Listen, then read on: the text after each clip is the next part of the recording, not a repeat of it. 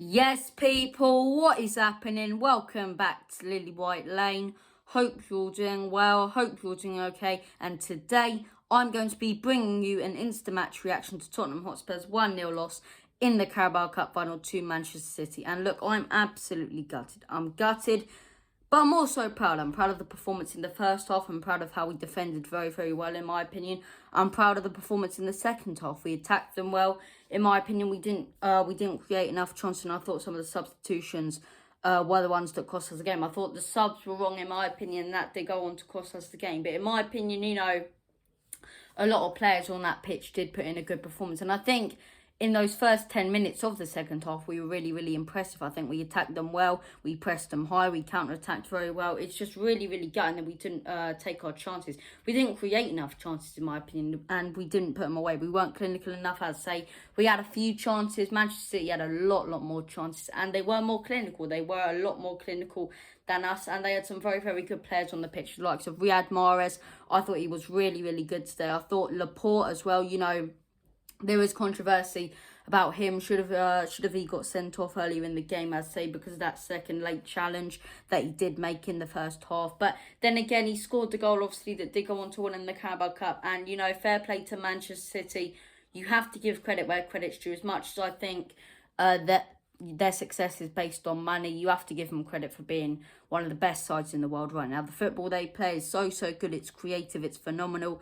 Tiki-taka football. It's fantastic. But look, from a Spurs side of things, I'm just so gutted. I'm really, really gutted. The whole build-up to this match, it was a real opportunity to go out there and win some silverware. But once again, these same players that have cost us for the past 5 years, who don't have that winning mentality, go out there and when it matters, they bottle it. When the big matches come along, they bottle it. They throw it away. The smaller matches, the Southamptons, the Fulhams, the Brightons, what happens against them? No, we go ahead and win those games. We go ahead and win those games. But in the big games, when it really does matter, in a cup final or a cup semi-final, we go out there and blow it. We go out there and bottle it. And look, it really is gutting. It really is gutting. I'm really gutted. I'm also a little frustrated, but what's keeping my frustration down, I think, is our performance. Because in my opinion, there wasn't many flaws or bad performances from certain players on the pitch. In my opinion, I actually thought Eric Dyer, from our side of things, from our standpoint, from a Tottenham standpoint, was a really, really good player in this game. I thought he picked out some very good passes. Defensively, he was good. And look, what cost us this game, in my opinion, were the substitutions. Now, you look at Ryan Mason as an interim head coach, and you see this guy can definitely be a future head coach. He can definitely be a future, proper coach, like an actual coach. He's definitely got potential on the coaching side of things. We know that, obviously. But you look at him and you see, by those substitutions, this guy does have a lot to learn. He has a lot to learn, in my opinion. And the subs, I think he got it completely wrong. I think taking our two best players off the pitch in Giovanni Lo Celso and Lucas Moura, and bringing on Moussa Sissoko, a player who hasn't tracked back at all over the past few weeks, even months. As I say, he was really good at the beginning of the season, but for the past few months, he's been really, really bad. I say he hasn't tracked back well. He's been very slow, found himself on the wing instead of where he's meant to be in front of the two centre-halves, as I say.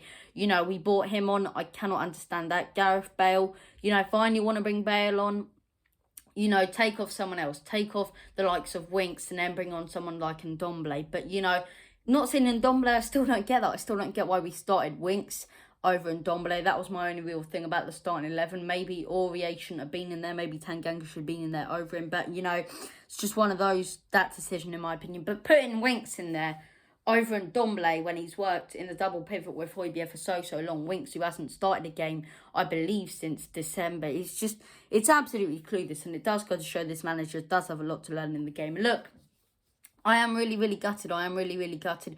I thought in the first half, we weren't creative enough. I didn't think we made enough chances for ourselves. We barely got the ball, but we defended really, really well. We defended absolutely brilliantly in the first half. And we knew in the second half it was do or die. We had to go out there with a winning mentality. We had to show some fight, and we did. We counter-attacked them well. We pressed them high. But the substitutions cost us this game, because when we went to press them high, we didn't have Giovanni Lo Celso and Lucas Moura, because it was Giovanni Lo Celso passing the ball from in front of Reguilon to Moura, who would sprint, beat a couple of players and find Kane or Son. And that's how we created, or began to create, our opportunities in that first half and at the beginning of the second half. But look, as soon as we take him off, you can see, you know, we have to work things around by passing around Manchester City, which is really, really hard when you're playing the best team when it comes to passing in the world, in my opinion. So I am very, very gutted. I am frustrated, but at the same time, I'm proud. I am really, really proud of the players. I'm proud of Ryan Mason, you know, leading us out after what he had to go through in the cup final. And look, it really is gutting. It really is gutting. As I say, I was really looking forward to this game, hoping something big would happen. Cup final, you know, I've seen a lot of other Spurs YouTubers down at Wembley, and it must have been gutting for them as well. Meeting each other for the first time. I was really sad I couldn't be there, but meeting each other for the first time and everything, and then Spurs go out there and lose the game, and it's just, in the words of Roy Keane, it's so Spursy. When the pressure comes on, when it's big match time, we don't live up to it. We really don't live up to it, and it does go to show this club is not. It's not a top 6 club. And in my opinion, today really did go to show, you know, the manager has a lot to learn. Some of the players aren't good enough, but others are very, very talented. We have talented players in our squad and non-talented players in our squad. And it really did show today with the likes of Winks not putting in performances, in my opinion, when you had the likes of, in my opinion, Dyer, right? Dyer's a player who I've criticised for a long, long time, but over the past few games, he's been really, really good, in my opinion, who put in a good performance. Other players that put in a good performance, I thought Son, when he was running onto the ball, he was good. He created a couple of opportunities. I thought Moore was fantastic when he was on the pitch. And look, I am really, really gutted. I'm really gutted. So I'm going to end the video here. Thank you for watching. As I say, take care. All the best. God bless. Come on, you Lily Whites.